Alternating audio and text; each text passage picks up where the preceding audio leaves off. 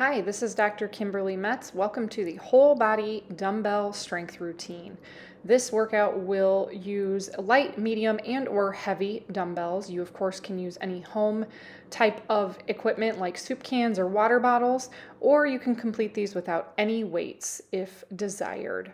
If you are a beginner, please make sure you are consulting with a physician, and let's get started on this circuit. First move is a chest dumbbell press. I am using a bench. You are welcome to rest on the floor, or you can lean your back up against an exercise stability ball for this move. Choose your medium to heavy set of dumbbells. Again, if you are a beginner, you want to start lighter, err on the easier side. You can always choose heavier weights if this first set is too easy. You are going to be pressing from the chest, middle of the chest. You want to make sure those dumbbells don't creep up over your mouth or eyes. Keep it right over the middle of your sternum.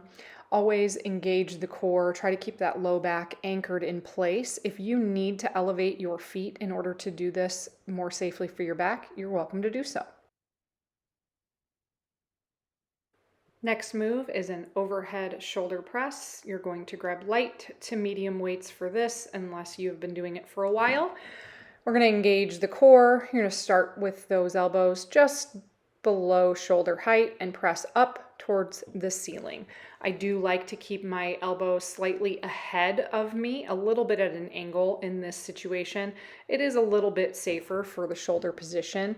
Again, if you are experienced, you are welcome to do these at different angles or with a wider elbow set. 12 reps here. Vary your reps as needed. If you need to do more to reach muscle fatigue, that is fine. Moving on to the next move, we're going to do a single arm bent over row. You can use a chair or the bench to help your balance. Otherwise, I like to be in a lunge position here. Back is nice and flat, drawing that elbow up, grazing the rib cage. The weight is coming up towards your armpit on this one. I'm doing 12 reps each side. Again, a little bit of trial and error as you choose your weights. If 12 repetitions is too easy and you don't reach muscle fatigue, I'm going to want you to pick a heavier weight next time or do more repetitions if that's not available. Switching sides, 12 reps on the other side as well.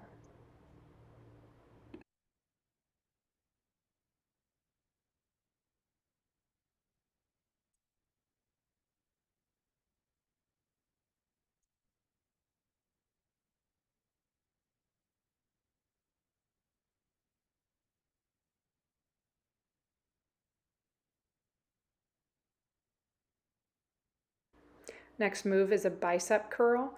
This is with palms facing forward. If you choose to turn your palms inward and raise your thumbs up, that would be more of a hammer curl, both working different areas of the biceps. So with the palms facing forward, you're anchoring the elbows at the side, again engaging the core, curling those dumbbells up to the front of your shoulder. 12 repetitions here again.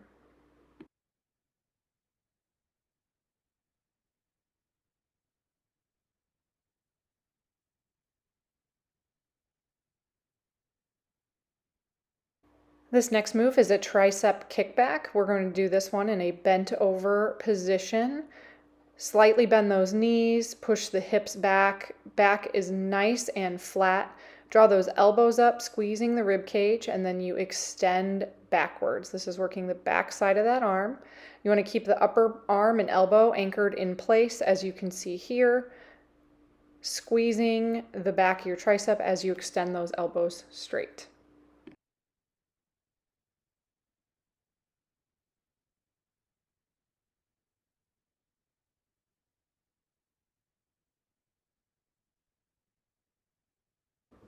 Working on the lower body, this is a dumbbell RDL, Romanian deadlift. First time I'm showing you from the front view, turning to the side, knees will slightly bend, hips push back. Those weights stay very close to the front of your legs, almost like you're dragging your fingertips down the front of your leg, only going to mid shin height.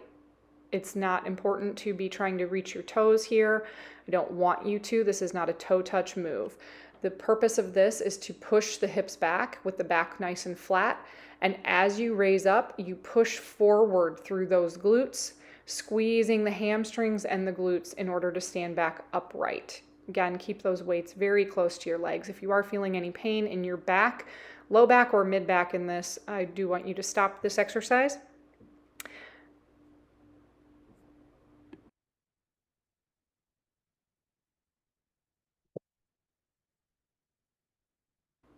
Next move is the squat with dumbbells.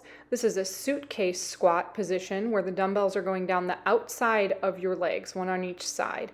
You, of course, can choose to hold one weight up at chest height, more of a goblet squat position if you prefer.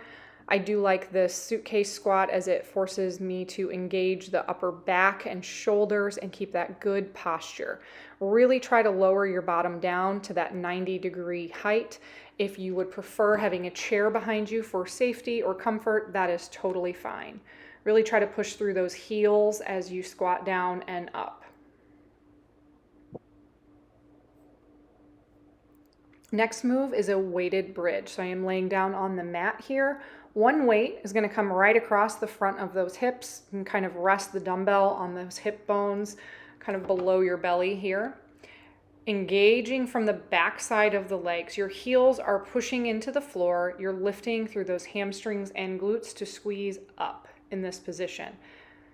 Adding weight, adding repetitions here, always great. You can also advance this move by working on doing this with one leg only, meaning you would lift the other one up off the floor.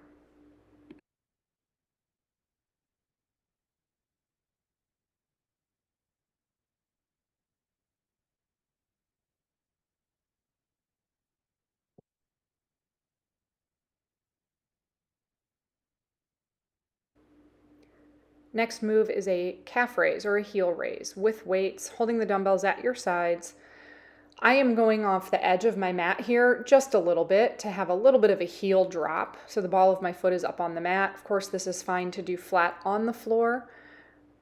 Raising up on the ball of those feet, really trying to go up as high as you can onto those toes, keeping it controlled. Make sure your weight is equal side to side. Advancing this move would be to do it standing, balancing on one leg, or of course increasing the amount of weight you're holding. Next move, we're holding just one weight. We're going into some standing core exercises. This one is fantastic. Similar to the RDL, you are sliding that weight down the outside of your leg. So think about lightly grazing your fingertips or the weight down the side of your leg. It is a side bend crunch. So the side not holding the weight is where you're going to really feel those muscles engaging to pull yourself back upright into standing. You will want to do repetitions on each side. I do 12 on each side here. Really probably could be holding a much heavier weight for this particular move. You might be surprised how much weight you can hold with this, but do try to err on the lighter side again when you're first doing this to get the hang of the move and make sure you're not injuring yourself at all.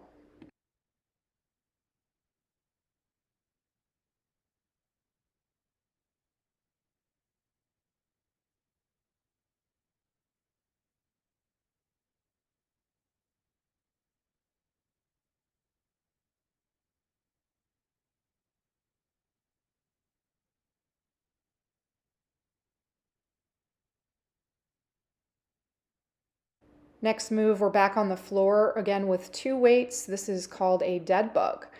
And I like to do this one where my arm and leg on the same side are going into extension. And then you alternate sides each time. Some people prefer to do an alternating dead bug, which means opposite arm and leg extend back. I would do encourage you to try it both ways, kind of play around and see which one you find more difficult. Sometimes we have an easier time stabilizing one way over the other. So I am demonstrating here doing the same side, arm and leg, extending, always in control, always keeping that spine nice and neutral, core engaged.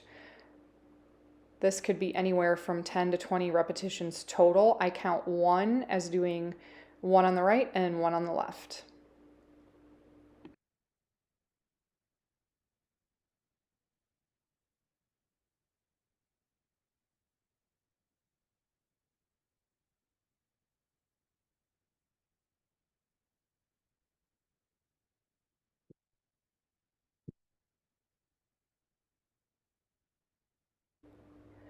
Okay, just for fun, we have one bonus move. Planks are my favorite core exercise. I felt like we couldn't do a strength workout without it. So we are doing a dumbbell plank pull through. Plank dumbbell pull through. So you're going to go in that long arm plank position. You have that dumbbell right there. You're going to slide it across the floor with one arm. You reach, pull it over, switch sides.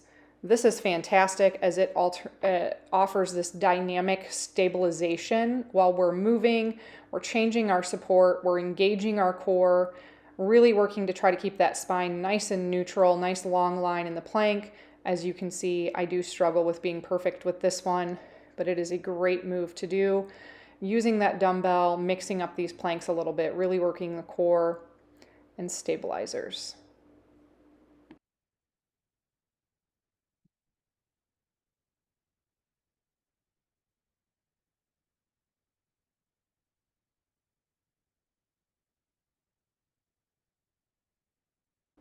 Congrats on finishing that round.